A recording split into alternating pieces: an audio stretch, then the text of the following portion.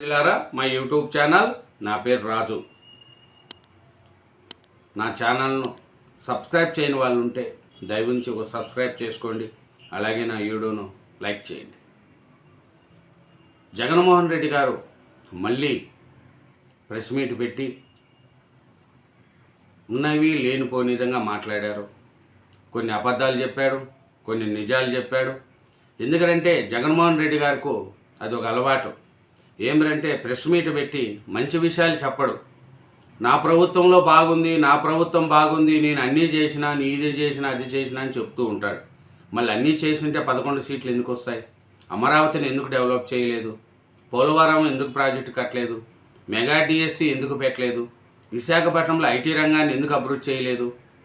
రాష్ట్ర ప్రజలకు రాజధాని లేకుండా ఎందుకు చేశారు అనే విషయాలు కూడా జగన్మోహన్ రెడ్డి గారు అలాంటివి చెప్పరు. ఎందుకంటే ఆయన ప్రెస్ మీట్ పెడితే ఆయనకు కనపడేటివన్నీ వాళ్ళు ఎవరన్నా స్క్రిప్ట్ రాసిస్తే ఆ స్క్రిప్ట్ ప్రకారమే జగన్మోహన్ రెడ్డి గారు చదువుతూ ఉంటాడు.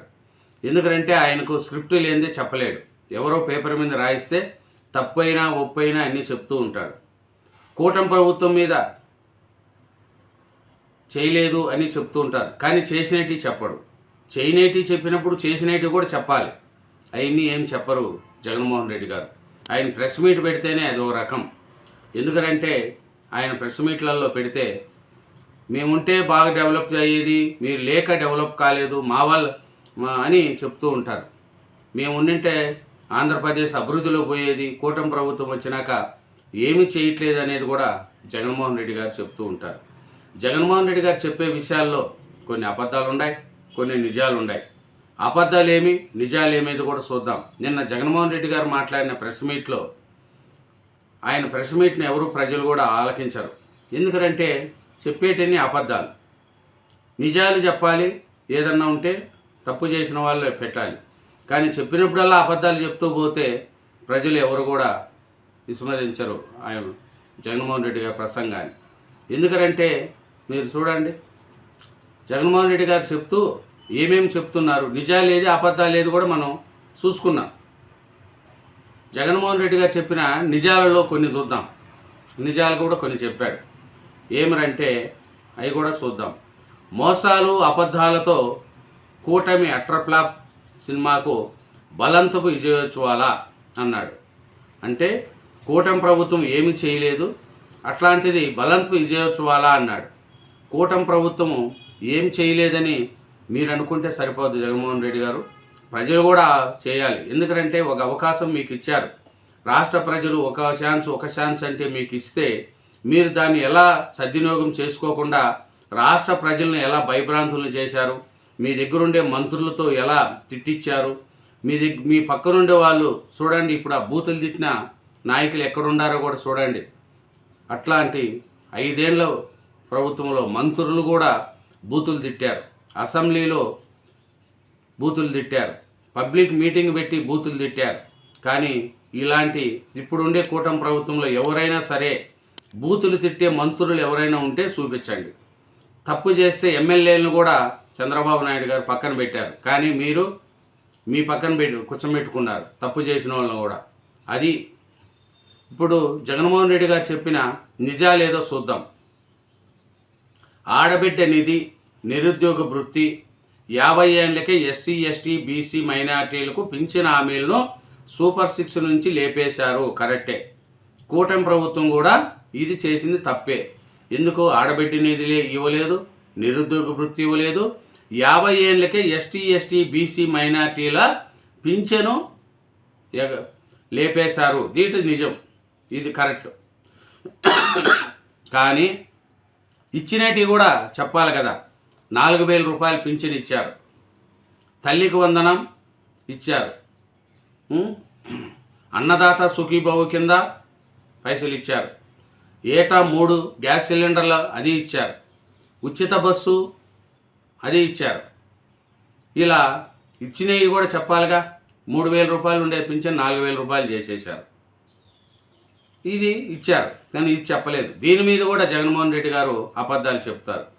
ఏమిరంటే తల్లికి వందనం మొదటి ఏడాది పూర్తి చేసి ఎగరగొట్టేశారు, 2వ ఏడాది పేరుతో ఆంక్షలు ఎగ్గొట్టి మిగతా వారికి అరకొరగా ఇచ్చారు అనేది కూడా చెప్తున్నారు. తల్లికి వందనం ఎవరు కూడా మీ వైసీపీ అధికారంలో ఉన్నప్పుడు కూడా మొదటి సంవత్సరం ఇవ్వలేదు, తర్వాత సంవత్సరం తర్వాత మీరు ఇచ్చారు.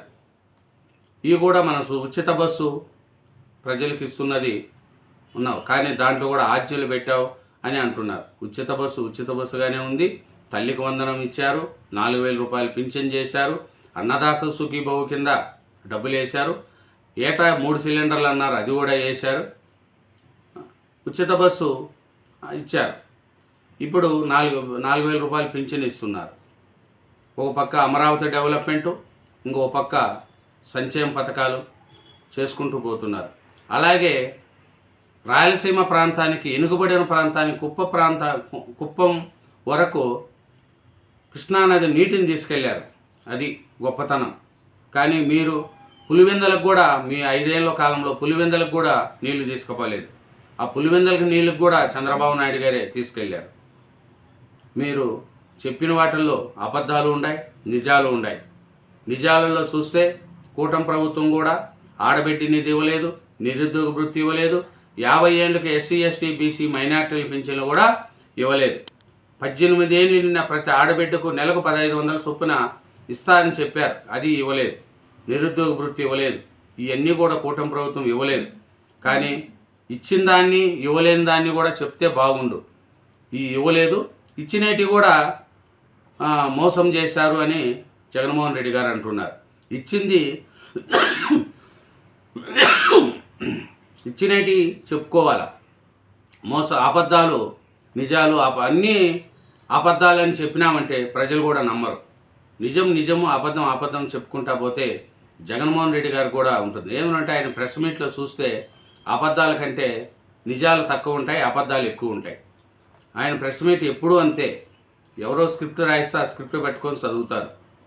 కానీ ఈయన్ని చెప్పిన ఈ నిజాలు ఎన్నో, అబద్ధాలు ఎన్నో కూడా ప్రజలు చూస్తున్నారు. కూటమి ప్రభుత్వం వచ్చిన తర్వాత ఆంధ్రప్రదేశ్ అభివృద్ధి దిశలో పోతుందనేది మెజార్టీ ప్రజలు ఇప్పటికి అంటున్నారు. ఇంకా 3 ఏళ్ళు,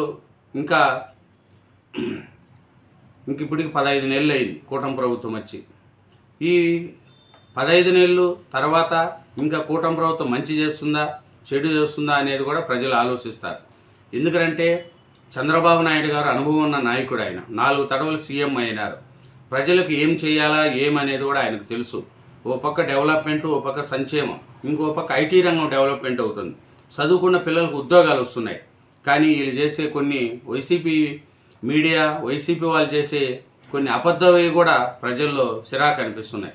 యూరియా ఎక్కడా దొరకట్లేదు, యూరియా వల్ల మొత్తం రాష్ట్రం అంతా అల్లకూలం అయిపోయింది అని అంటున్నారు. యూరియా ఎక్కడా పుష్కలంగా దొరుకుతుంది.